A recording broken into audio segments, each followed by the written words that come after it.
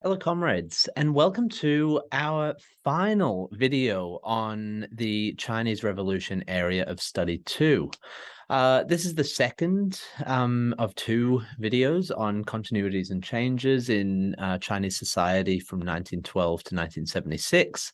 Our last video looked at continuities and changes for social groups.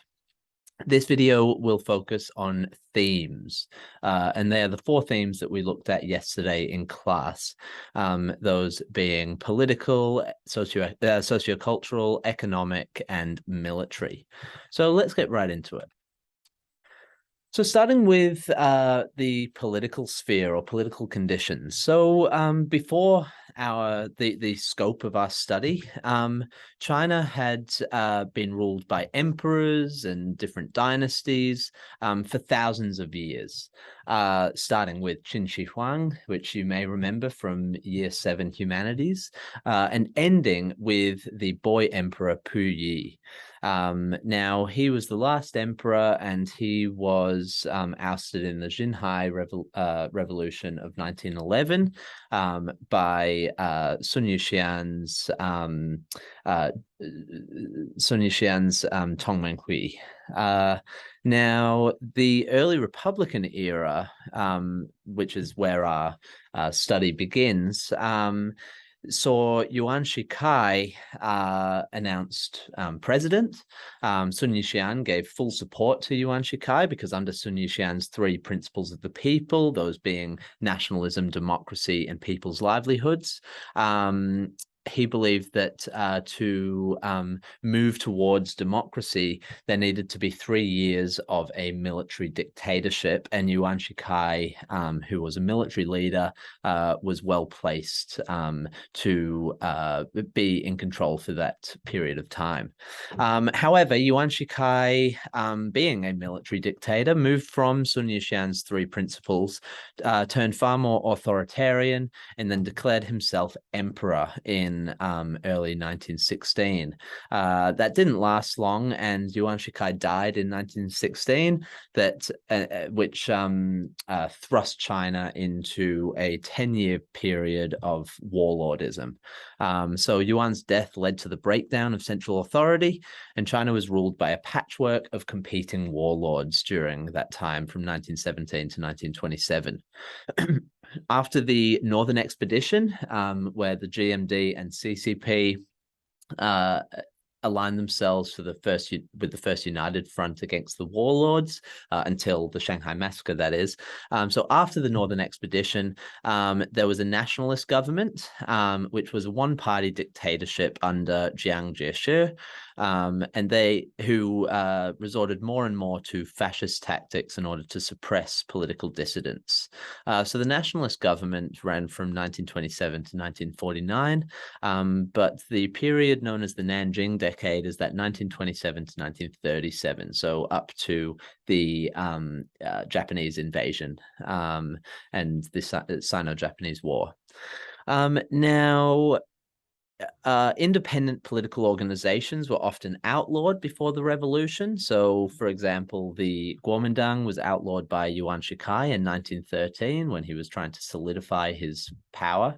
And the CCP was outlawed by Jiang Jieshi after the Shanghai Massacre in 1927. After the revolution, so after 1949, China remained a one-party dictatorship led by Mao Zedong and the CCP.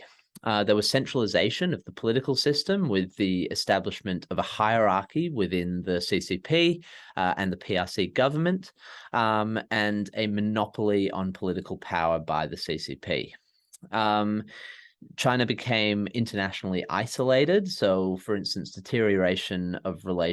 was a deterioration of relationships with the US and South Korea after the Korean War. And the Sino-Soviet split, which isn't a key knowledge point, so we didn't really go over it in class, but that was the separation of China and the USSR after Stalin's death in 1953. Dissent was ruthlessly punished after the revolution under the CCP. So, for instance, corrupt cadres were purged. There were multiple anti-rightist campaigns. The socialist education movement also tried to bring corruption under control. And the Cultural Revolution targeted, intellectuals, CCP leaders, and so showing that dissent was ruthlessly punished. Mao's cult of personality, which really, did sort of start in the Jiangxi Soviet, but really ramped up after 1949, particularly in the 1960s with Lin Biao creating Mao's Little Red Book, and then the Cultural Revolution. As Mr. Lin said, people treated him as a god. He was worshipped. So in terms of the extent of continuity and change in political conditions, there were a number of continuities. There was a one-party dictatorship, both before and after the revolution, violence against political dissent, fear tactics were used, there was corruption, there was a lot of corruption in the GMD government, in the nationalist government. Remember, there were 69,500 charges or complaints made to the Control Yuan about corruption among government officials in the 1940s. There was a lack of democracy both before and after the revolution, even though Sun Yat-sen's three principles included democracy. So that was quickly discarded, even though there was the CCP liked to present themselves as democratic, but really it was a one-party dictatorship.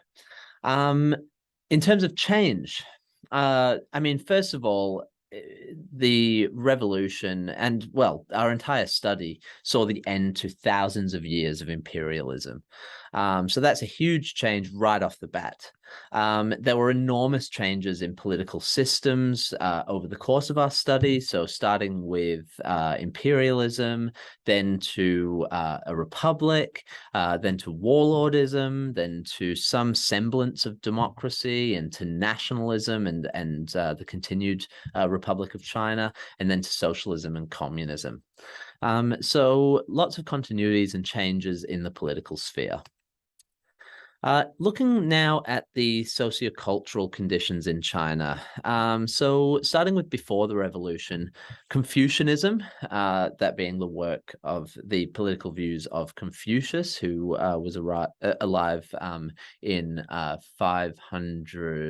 500 BCE. Confucianism underpins Chinese society. There was a lack of women's rights. So, for instance, arranged marriages, child marriages, polygamy, foot binding.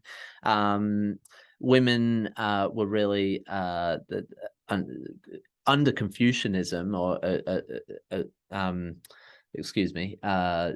according to Confucianism, women had to be obedient first to their fathers, then to their husbands, and then if they became a widow, they needed to be obedient to their sons even. So there was definitely a lack of women's rights underpinned by Confucianism. The new culture movement of the early Republican era leads to a criticism of Confucianism and imperialism and traditional values, with many different ideologies explored, those including, democracy, Marxism, etc. After Jiang Zhix's government comes into power, and much later down the line in the 1930s, the nationalists attempt to revert back to traditional values with the New Life movement. And then when we think about how after 1927 China sort of split into the nationalists and the communists, at the Jiangxi and Yan'an Soviets, a range of progressive initiatives in education and women's rights were trialed. Mao's cult of personality also started to develop. After the revolution, mass campaigns drew the masses into political action. So, for example, some of the early mass campaigns included fanshen, which was turning over of the landlords after the agrarian reform law, Sanfan, the Three Antis campaign, Wufan, the Five Antis campaign, and thought reform. So the masses previously left out of politics largely were drawn into politics by Mao. In terms of women's rights, Mao is quoted as saying, "Women hold up half the sky," and women's rights definitely became better after the revolution with the 1950 marriage law, which was the first piece of legislation introduced by the CCP. But misogyny still prevailed in Chinese society, particularly in the countryside. Now, much later down the line, we've got another mass campaign, the Cultural Revolution campaign of Destroy the Four Olds, in which Red Guards were told to destroy old ideas, old habits, old culture, and old customs, i.e., going back to before the revolution with Confucianism underpinning Chinese society for thousands of years. The Four Olds targeted Confucianism and Confucian values and anything that represented those values. There were improvements in education, such as literacy rate improvements, improvements in health, particularly in the countryside. So, for instance, the life expectancy went from 35 in 1949 all the way up to 63 by 1976. Also, barefoot doctors was another initiative introduced during the Cultural Revolution, in which regular people were medically trained and sent to the countryside. So peasants had access to good or decent quality healthcare. And there were also changes in civic virtues, including the emulation campaigns of the early 1960s, such as Learn from the PLA and Learn from Lei Feng, which were introduced by Lin Biao and Mao, and represented sort of changes in how people should act in society.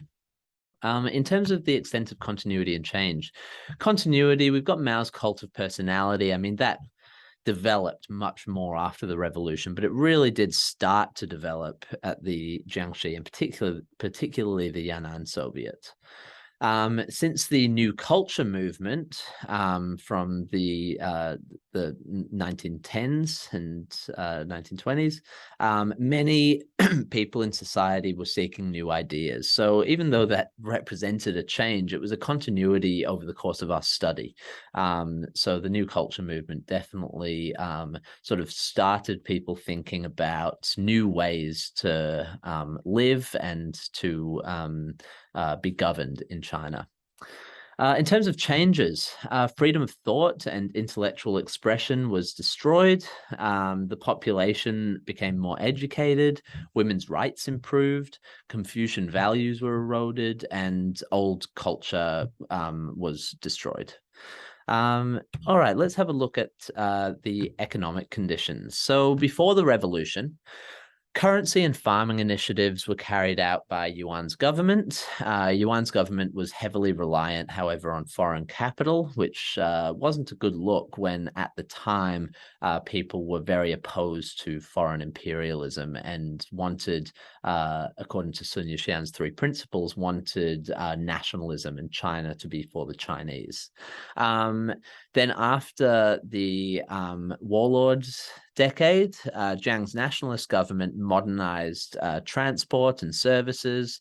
However, this was undermined by hyperinflation and excessive taxation. So a great statistic to remember is that by the end of the nationalist era, hyperinflation was at 85,000% in 1949. And that was brought under control by the CCP, bringing it down to 15% by 1951. At Yan'an and previously at Jiangxi, land and tax reforms were introduced, which gained the support of peasants and improved the economic conditions for peasants. Now, after the revolution, the 1950 Agrarian Reform Law meant that land was redistributed. Peasants had far more economic control, and the landlords, as well as landlords in the countryside, business owners in the cities, were destroyed as social classes. The first 5-year plan from 1953 to 1957 focused on heavy industry with an annual industrial growth rate of 10 to 16%. Agriculture was also collectivized in stages. In the middle of the first 5-year plan, there was the high tide of 1955, in which industry was nationalized and agriculture was further collectivized under Mao's instruction. Then after the first 5-year plan, the Great Leap Forward introduced people's communes, so further collectivizing agriculture and agricultural life, peasant life, backyard steel furnaces, as well as odd farming practices such as Lysenkoism with deep plowing and close planting, and the Four Pests campaign. And this all led to a famine, the worst famine in human history, with 30 million people killed. After the Great Leap Forward, Liu Shaoqi's economic reforms scaled back many of those practices and pretty successfully recovered the economy by reintroducing some capitalist systems, such as peasants being allowed to sell their goods at market and being given some land for their own family plots. Remember, 12% of the collectivized land was given back to individual peasant families to farm, to sustain themselves.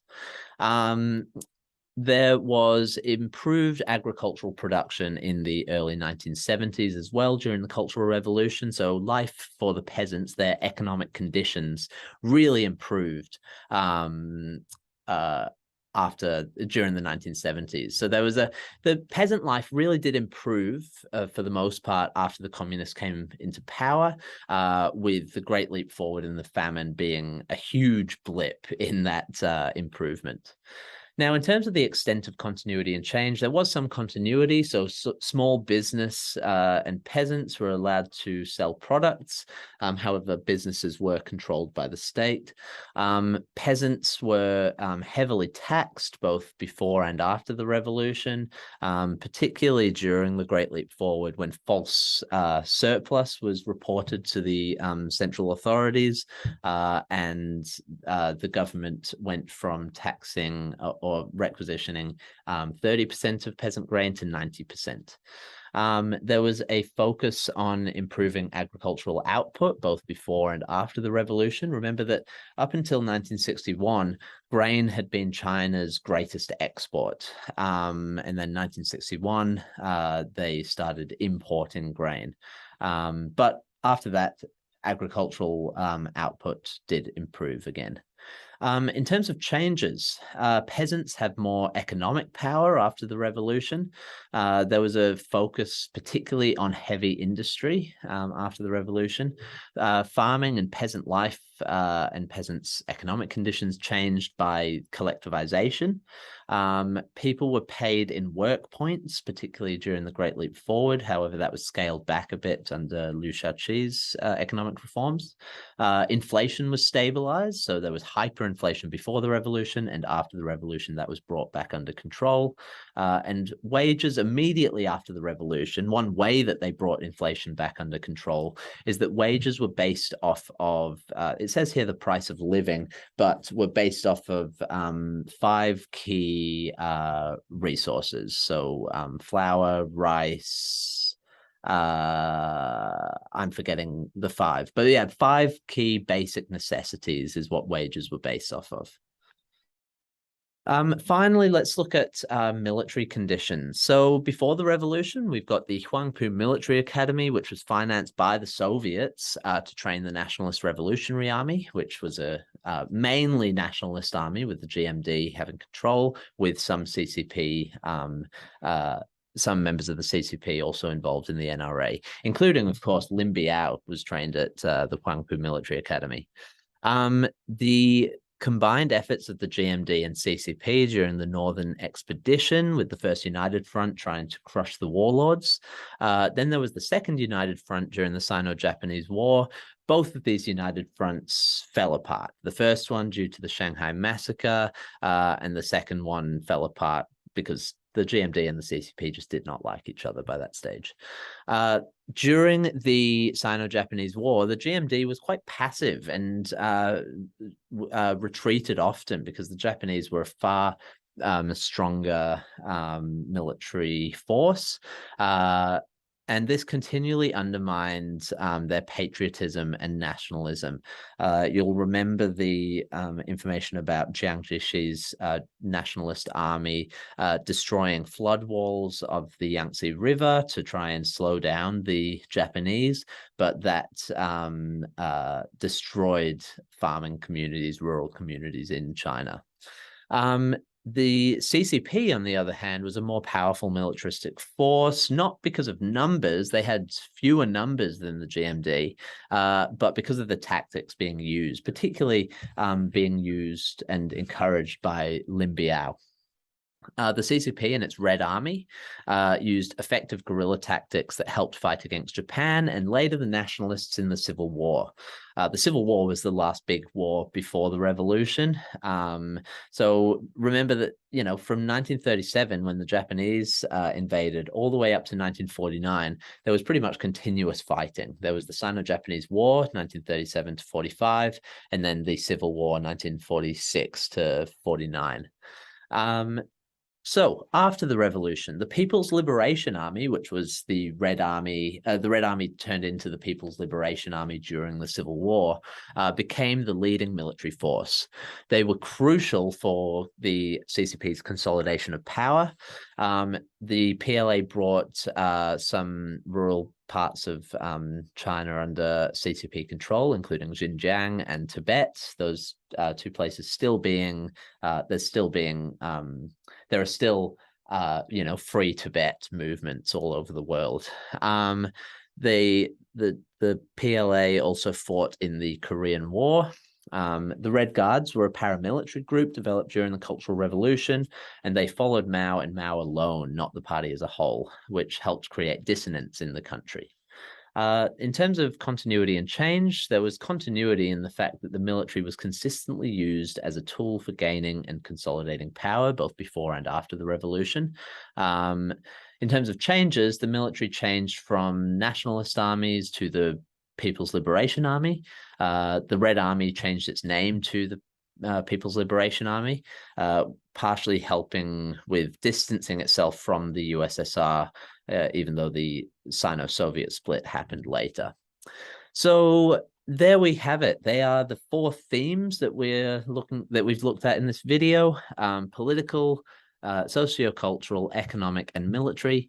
I hope you found this video useful and interesting. I may record future videos going through timelines of the Russian and Chinese revolutions. But for now, see you later.